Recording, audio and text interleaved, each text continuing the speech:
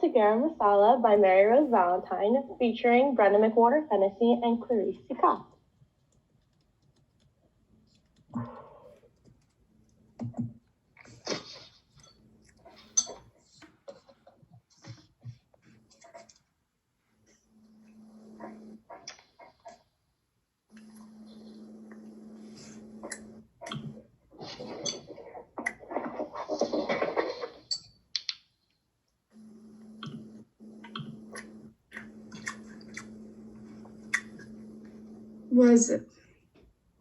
Was there cumin in the curry?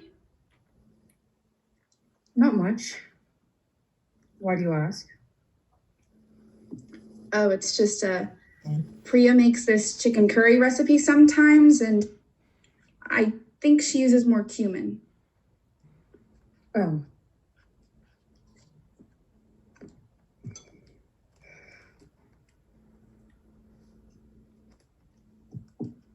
How about cayenne? Huh? Is there any cayenne pepper in your recipe? Yes. I use less this time, though. And a bit less garam masala. Oh. Priya uses my recipes? All the time. She loves to cook. She says she learned her favorite recipes growing up in the kitchen with you, dreaming of cooking for her family when she grew up.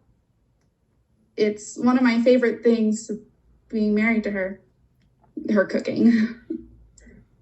And what did she change? Change? She must make adjustments for you, growing up here in America with all the bland food.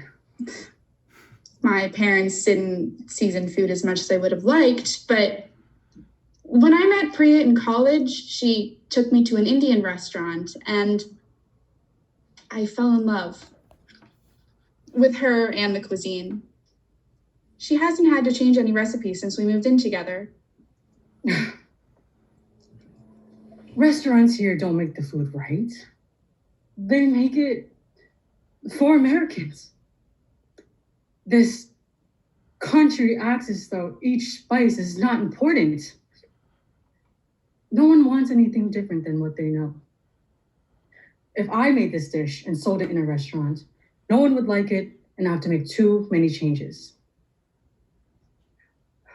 I've seen it happen.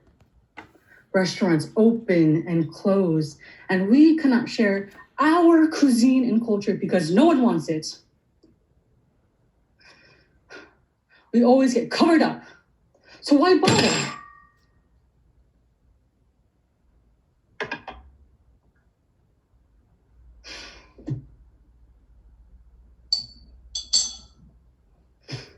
Where can I go if I want to try something new? Making authentic food here is usually bad business practice. I think the only real Indian food is made in Indian households. Priya's been teaching me how to cook. Has she? Yes, I haven't made your chicken curry recipe yet, but I can tell why she only uses your recipe. Her favorite memories are cooking with you, and this is delicious. The savory taste of the cream and the layering of the spice makes the flavor travel through my whole head. It paints a picture of home. To the spice cabinet Priya so carefully curates, and to the stories of growing up and trips to India. It's so vivid. I see Priya when I taste it. Oh. Thank you. Let me go get the spices. I'm not someone who serves boring food. No, please, don't worry yourself. It's still very good. Then next time. You and Priya need to visit more often anyway. I will use my own masala next time. The masala? The masala? Oh, Priya talks about your masala all the time. She says she doesn't know what's in it, but it tastes like love and family. She always tries to balance out the flavors, but she never thinks it's quite right. I'm always more than happy to taste her food, but sometimes she insists I cook, and I don't think I ever get it right. You cook together. You two.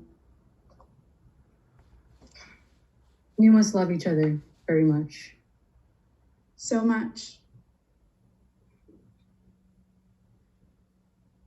The masala, Jen. It's Lakshmi brand, Garam masala. Sometimes with a little extra turmeric. I don't grind and make my own spices each day. I have teaching work to do. What does Priya think I spend my time doing? You said Lakshmi, right? Laxmi? Yes, that's it. Jen, you know my secret now. There is no sacred book that every Indian person follows that tells us how to season our food. People like what they like, and they make their food that way. Now, it's your job, too, to keep loving the food that tastes like home. Cook for Priya. Show her you love her. And use her mother's masala recipe. It's ready. The chai is done. Priya's chai is delicious. She learned from her father. She did mention that. Chai they make together must be the best in the world. Thank you, Mrs. Bhattacharya, for dinner. It was nothing. Family cooks for family.